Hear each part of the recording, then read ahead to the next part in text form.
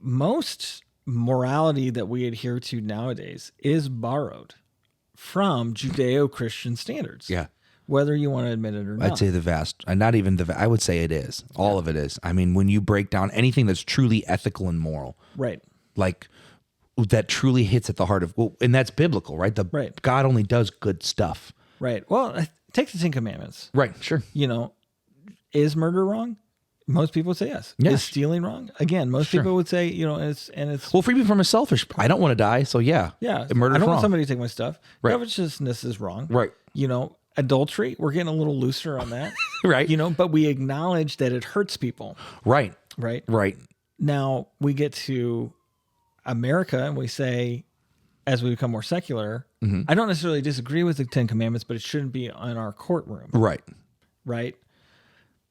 Okay. So Why not? Where's the law come from? Right. So it comes from the laws that are on the books. Right. And so okay, well, let's put America's law up there then. It will say, do not murder, Right. do not steal. Right. Isn't that crazy that America's law kind of has the same commandments? Right. Yeah. Now, it doesn't say necessarily don't commit adultery, but it does say if you do commit adultery, you're probably going to get less than the divorce. Well, let's just start right. Well, yeah. Right?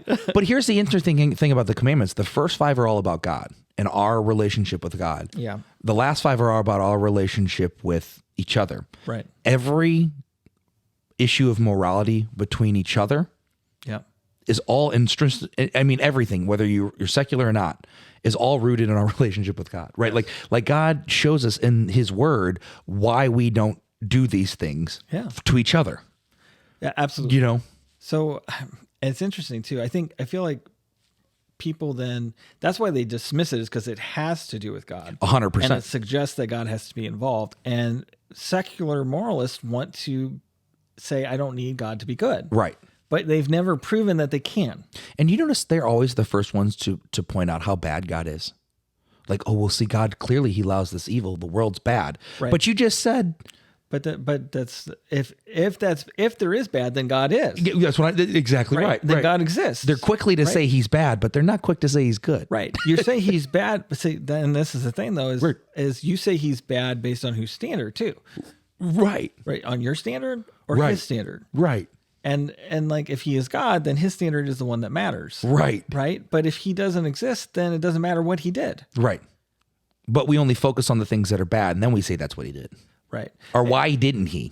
Right. But that's the thing. Is like you and I have talked about this before. We look at the Canaanites, and he's kind of darned if he does, darned if he doesn't there. Right. Well, why didn't God take care of all the evil that the Canaanites were doing? Oh, he did. He brought the people of Israel in and told them to destroy the Canaanites. Right. How could God justify destroying an entire people? Right. You mean the people who have been sacrificing their children for 450 years?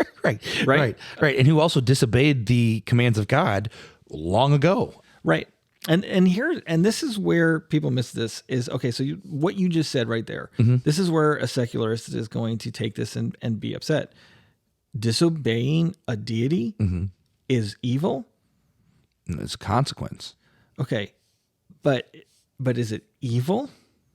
In our sense, yes. Yeah. Disobeying God is evil, and they can't wrap their heads around that. Right. The reason is because they won't admit or accept that God is good, and therefore every commandment he gives is good. Right. And here's the thing. We look at his commandments, and when it doesn't align with what we think is good, we want to say there's a problem with God. 100%.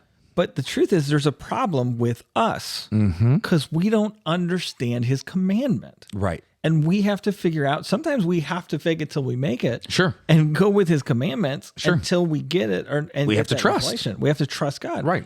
But that's the thing, is God is not actively asking us to harm people. Since I stopped drinking and like getting drunk, like I used to like just get hammered, man, my life is so much better. Yeah. I think any alcoholic, we have tons of AA programs here. And I think if you ask any one of them, they would say my life has gotten exponentially better since I stopped doing that. Yeah. When you ask why, and you really break down why, like God's warning you. That's why he's not trying to be this restrictive, terrible God that's like, well, you can't have any fun. Yeah. Like, no, he's telling you, if it's the same thing, lust. Like, if you look lustfully, I'm warning you. It leads to the, and so I think that like you said, like the idea that God is good and evil is evil, and God is not evil, like That's a hard concept for people to wrap their minds around because they're not ready to admit that what they're personally doing is evil. Right. You know what I mean? I do know what you mean.